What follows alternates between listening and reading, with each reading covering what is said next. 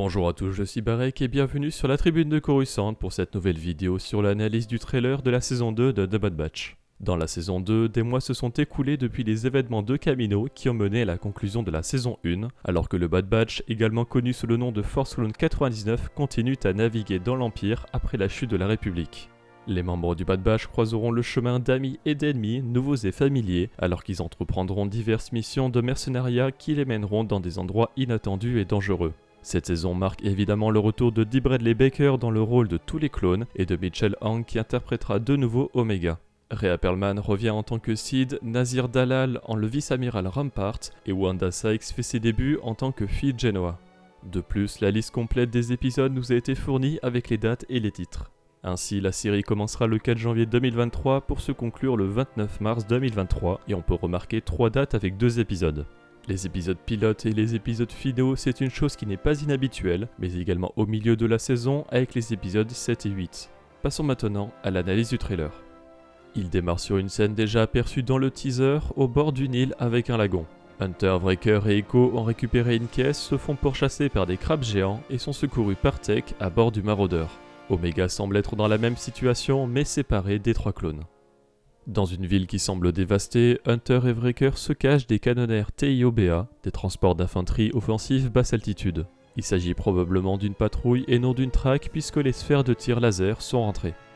Au Seeds Parlor, le bar de la Trandoshan Seed à Ord Mantell City, est présent le nouveau personnage de Fee Genoa doublé par Wanda Sykes. Elle dit connaître de réputation le Bad Batch comme étant une équipe de clones renégats.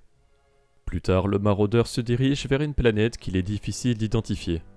Du côté de l'Empire, un officier descend d'une navette de classe nue accompagné de Ticket Trooper. Ces unités présentées dans la fin de la première saison de The Bad Batch en tant que prototype de Stormtrooper afin de remplacer les clones semblent s'étendre officiellement pour de réelles missions. Pour l'anecdote, ces armures sont inspirées des concept art de Stormtrooper de Ralph McQuarrie pour Un Nouvel Espoir.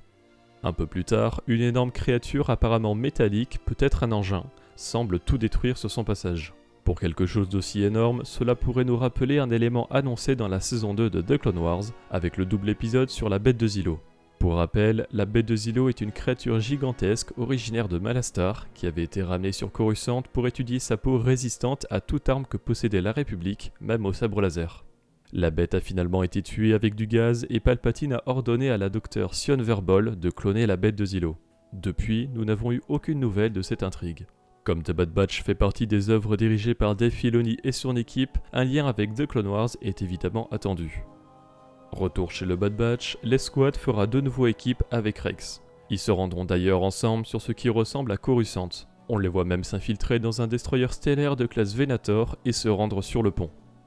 Au pied de ce Venator courent des clones, ce qui veut dire que la transition aux Ticket Troopers n'est pas encore complètement installée. Aperçu dans le teaser, on retrouve Cody, l'ancien commandant sous les ordres d'Obi-Wan Kenobi. Il se trouve devant le mémorial aux morts de Geonosis, déjà présenté dans The Clone Wars. Cody porte la même armure qu'il avait durant l'ordre 66, mais en remplaçant la peinture orange par un gris typiquement impérial.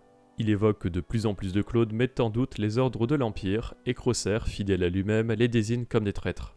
Cody pourrait offrir un développement de personnage intéressant en voyant un clone se racheter après avoir exécuté l'ordre 66, contrairement au Bad Batch et à Rex, Wolf et Grigor. Sur une courte séquence, on retrouve un droïde de commandant OOM sur un cab, un char d'assaut blindé séparatiste.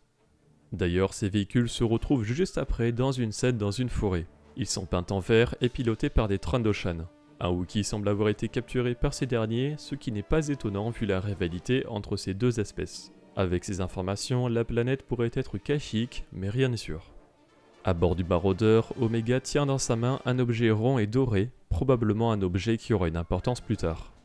Wrecker dit à Omega qu'ils doivent continuer à aider les gens avec en fond des images de villageois sur une planète inconnue avec une sorte de forteresse. Echo et Omega feront équipe avec Gungi, un Wookiee Padawan pendant la guerre des clones et présent dans la saison 5 de The Clone Wars. Ils sont dans un hangar et font face à un groupe de droïdes armés ressemblant à L337, la copilote de Lando Calrissian. Les sous-titres nous apprennent que le chef de ce groupe se nomme Axis Leader. Dans cette scène, les droïdes possédaient le sabre laser de Gungi qui le récupère grâce à la force.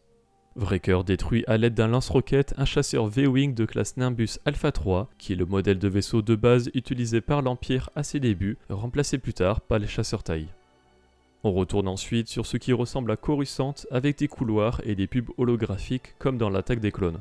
En Aurebesh, on peut lire Mobile Power et TFG Repair, probablement un garage avec un speeder en illustration.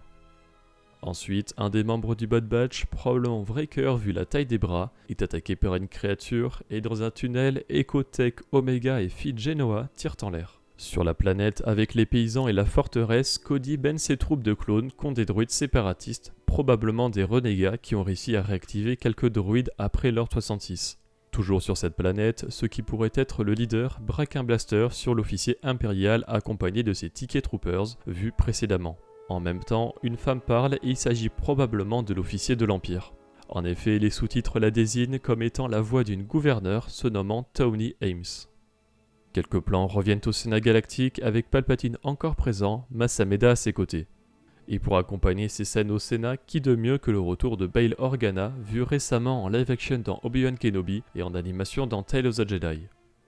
Toujours sur Coruscant, un personnage que je n'arrive pas à identifier saute sur un speeder du haut d'un building de Coruscant.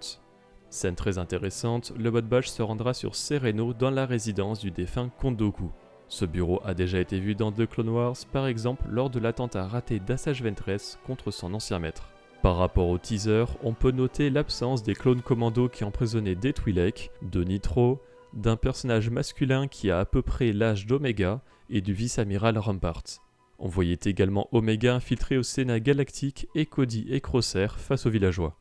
Tribune fera bien évidemment des reviews avec Max Rebo et sur Twitch nous parlerons des épisodes comme sur les dernières séries. Merci d'avoir regardé cette vidéo, j'espère qu'elle vous a plu. Si c'est le cas, n'hésitez pas à laisser un like, à la partager, à vous abonner en activant les notifications si vous ne voulez pas rater les vidéos de la Tribune de Coruscant. Pour être au courant de l'actualité Star Wars au quotidien, suivez-nous sur Facebook, Instagram et Twitter. Et tous les dimanches, nous débriefons de l'actualité sur Twitch lors de notre émission Là-bas dans les étoiles. A bientôt et que la force soit avec vous.